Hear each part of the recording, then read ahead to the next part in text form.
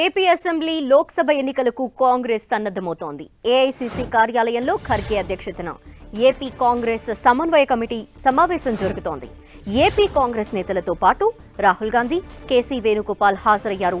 Party బలోపేతం, పొత్తులు, AP ప్రజలకు కాంగ్రెస్ గ్యారెంటీలపై చర్చిస్తున్నారు. ఏపీ కాంగ్రెస్ యాక్టివిటీ రిపోర్ట్ని అధిష్టానానికి అందజేశారు రుద్రరాజు. కాంగ్రెస్ విజయానికి రూపొందించిన యాక్షన్ ప్లాన్ నివేదికను రుద్రరాజు అందించారు. ఏడాది కాలంలో చేసిన కార్యక్రమాలతో 700 పేజీల యాక్టివిటీ రిపోర్ట్ని అందించారు. జనవరిలో ఏపీలో 3 సభల కోసం ఖర్గే, రాహుల్, ప్రియాంక గాంధీలను ఏపీ కాంగ్రెస్ నేతలు ఆహ్వానించారు. హిందూపురంలో ఖర్గే, విశాఖలో రాహుల్ గాంధీ, అమరావతిలో ప్రియాంక గాంధీ సభలను ఏర్పాటు చేయాలని భావిస్తున్నారు. ఏపీ గ్యారంటీ స్కీమ్స్ పై ఇవాల్టి సమావేశంలో నిర్ణయం తీసుకునే అవకాశం ఉంది.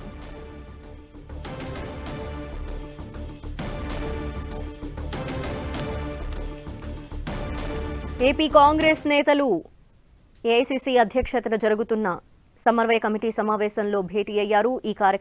ఈ భేటీలో ప్రస్తుత రాహుల్ గాంధీ, కేసీ వేణుగోపాల్ అలాగే ఏపీ కాంగ్రెస్ నేతలు కూడా హాజరయ్యారు.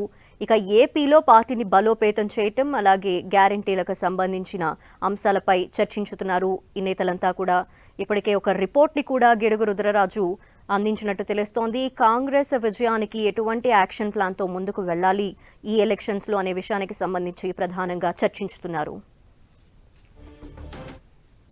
మరింత అదనపు సమాచారం ఈ భేటీకి సంబంధించి మా ప్రతినిధి గోపి లైవ్ లో అందిస్తారు. గోపి,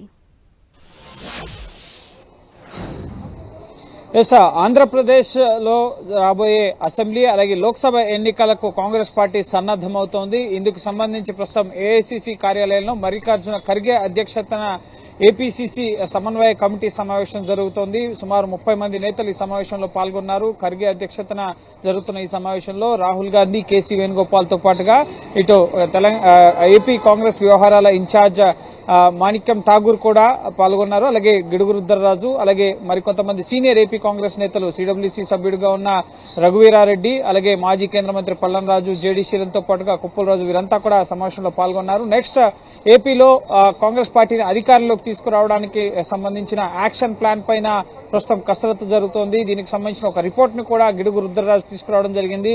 ఏడాది కాలంలో తాను పీసీసీ అయిన తర్వాత ఏపీ కాంగ్రెస్ లో చేపట్టిన పనులకు సంబంధించిన రిపోర్ట్ ని అందించడం జరిగింది. అలాగే భారీ బహిరంగ సభలకు ఏపీ కాంగ్రెస్ ప్లాన్ చేస్తోంది. జనవరిలో మల్లికార్జున ఖర్గే, అలాగే రాహుల్ గాంధీ, ప్రియాంక గాంధీలతో భారీ బహిరంగ సభలను ప్లాన్ చేసి పార్టీని ప్రజల్లోకి తీసుకెళ్లే విధంగా, అలాగే విభజనతో ఏదైతే నష్టం జరిగిందో కాంగ్రెస్ పార్టీకి, రాష్ట్ర విభజనతో జరిగిన నష్టాన్ని ఇప్పుడు కాంగ్రెస్ పార్టీ వస్తేనే రాష్ట్రాన్ని సరిదిద్దగలదు, రాష్ట్రానికి న్యాయం చేయగలదు అన్న అంశాన్ని ప్రజల్లోకి తీసుకెళ్లడంతో పాటుగా కొన్ని గ్యారంటీ పథకాలని కూడా ఇటు ప్రవేశపెట్టాలని చూస్తోంది. అందులో భాగంగానే విభజన హామీలకు సంబంధించి ప్రత్యేక హోదా, అలాగే ఏపీ రాజధాని అంశంతో పాటుగా ఇటు రైల్వే జోన్, అలాగే విశాఖ స్టీల్ ప్లాంట్ కి సంబంధించిన ప్రైవేటీకరణ నిలుపుదల చేయడంతో పాటుగా పోలవరం ప్రాజెక్టు త్వరితగత నిర్మాణం, అలాగే ఏపీలో యువతకు ఉపాధి అవకాశాలు లభించేందుకు తీసుకోవాల్సిన చర్యలకు సంబంధించి కొన్ని గ్యారంటీ స్కీమ్స్ తీసుకురావాలని చెప్పి భావిస్తోంది.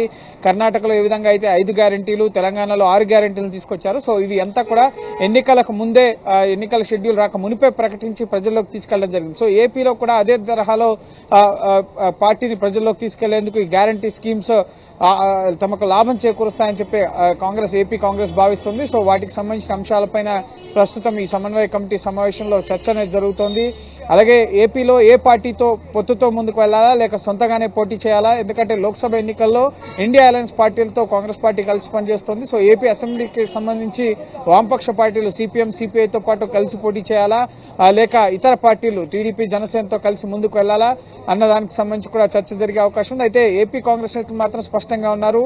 టీడీపీ, జనసేన, వైసీపీ 3 పార్టీలకు వ్యతిరేకంగా, ముఖ్యంగా బీజేపీకి వ్యతిరేకంగా పోరాడే శక్తులతోనే కలిసి పనిచేయాలని చెప్పి ఏపీ కాంగ్రెస్ నిర్ణయించుకోవడం జరిగింది. సో వామపక్షాలతోనే కలిసి ముందుకెళ్లే అవకాశాలు ఎక్కువగా కనిపిస్తున్నాయి. జనసేన, టీడీపీతో పొత్తు అంతగా లాభించదని చెప్పి కూడా కాంగ్రెస్ భావిస్తున్న పరిస్థితి కాబట్టి సో వామపక్షాలతో కలిసి పనిచేసే అంశం పైన కూడా చర్చ జరుగుతుంది. అలాగే నేతల చేరికలకు సంబంధించి ఇప్పుడు ఎలక్షన్ టైం కాబట్టి నేతల పార్టీలు మారుతూ ఉంటారు. సో ఈ సందర్భంగా వైఎస్ఆర్సీపీ నుంచి అలాగే టీడీపీ, జనసేన ఇతర పార్టీల నుంచి వచ్చే నేతల్ని పార్టీలో చేర్చుకోవడం, అలాగే ఇటు వైఎస్ఆర్ కుమార్తె ఇటు షర్మిల కూడా పార్టీలో చేరతారు అన్న చర్చకు సంబంధించి కూడా ఆమెను ఏపీ కాంగ్రెస్ లోకి ఆహ్వానించడం, తెలంగాణ కాంగ్రెస్ కి ఆమె మద్దతు తెలపడం జరిగింది. తెలంగాణ అసెంబ్లీ ఎన్నికల పోటీకి దూరంగా ఉండి ఇటు రేవంత్ విజయానికి కొంత బహిరంగంగానే సహకరించినట్లయింది. సో ఇప్పుడు ఏపీలో ఆమె సేవలను వినియోగించుకునే అంశం పైన కూడా ఒక చర్చ జరుగుతుంది. ఆమెకు కీలక బాధ్యతలు ప్రచార కమిటీ క్యాంపెయిన్ ఒక స్టార్ క్యాంపెయినర్ గా చేసి ఆమెను వైఎస్ఆర్ సెంటిమెంట్ ఏపీలో ముఖ్యంగా వర్కౌట్ అవుతుందని చెప్పి కూడా కాంగ్రెస్ భావిస్తుంది. సో అందులో భాగంగానే ఇటు జగన్ కి చెక్ పెట్టాలన్నా కూడా షర్మిలతో సాధ్యపడుతుందని చెప్పి కాంగ్రెస్ భావిస్తున్న పరిస్థితి ఉంది. సో అందులో భాగంగా షర్మిల సేవలను ఏ విధంగా ఉపయోగించుకోవాలి, ఆమెను ఇటు లోక్సభ స్థానానికి పోటీ చేయించాలా, లేక అసెంబ్లీలో ఎక్కడైనా ఏ సెగ్మెంట్ లో అయినా బరిలోకి దించాలా, అలాగే ఎటువంటి పదవి పార్టీలో ఆమెకు ఇవ్వాలి అన్న అంశాలకు సంబంధించి కూడా ఈ సమావేశంలో చర్చ జరిగే అవకాశం ఉంది.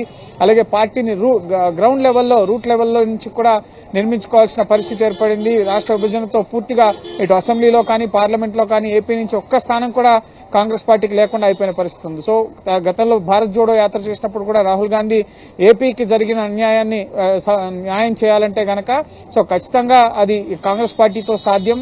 ఇప్పుడున్న గత టీడీపీ ప్రభుత్వం కానీ వైఎస్ఆర్సీపీ ప్రభుత్వం కానీ ఇచ్చిన హామీలు ఏమీ నెరవేర్చలేకపోయింది. కేంద్రంలో బీజేపీ కూడా ఆ హామీలను అమలు పరచలేదు. కేంద్రంలో కాంగ్రెస్ అలాగే రాష్ట్రంలో కూడా కాంగ్రెస్ పార్టీ ఉంటే కనుక ఖచ్చితంగా ప్రత్యేక హోదా అలాగే విభజన హామీలు వీటన్నిటిని కూడా నెరవేర్చే దిశగా ముందుకెళ్తుంది అన్న హామీని భారత్ జోడో యాత్ర సందర్భంగానే రాహుల్ గాంధీ చెప్పారు. కాబట్టి సో ఆ దిశగా కూడా నెక్స్ట్ యాక్షన్ ప్లాన్ కి సంబంధించి గిడుగు రుద్రరాజు ఇచ్చిన యాక్షన్ ప్లాన్ కు అనుగుణంగా బహిరంగ సభలకు సంబంధించి ప్రచార కార్యక్రమాలు, నేతల చేరికలతో పాటుగా ముఖ్యంగా ఎన్నికలు, లోక్సభ అలాగే అసెంబ్లీ ఎన్నికల్లో ఎటువంటి వ్యూహాలతో ముందుకెళ్లాలి, వీటన్నిటికి సంబంధించిన అంశాలపైన కూడా ప్రస్తుతం అధిష్టానం ఈ రోజు ఒక నిర్ణయం తీసుకునే అవకాశం ఉంది. మధ్యాహ్నం వరకు కూడా 1 గంట వరకు కూడా ఈ సమావేశం కొనసాగే అవకాశం ఉంది. తదుపరి ఈ రోజు తీసుకున్న నిర్ణయాలను కూడా ఏఐసీసీ అధికారికంగా ప్రకటించబోతోంది. థాంక్యూ గోపి.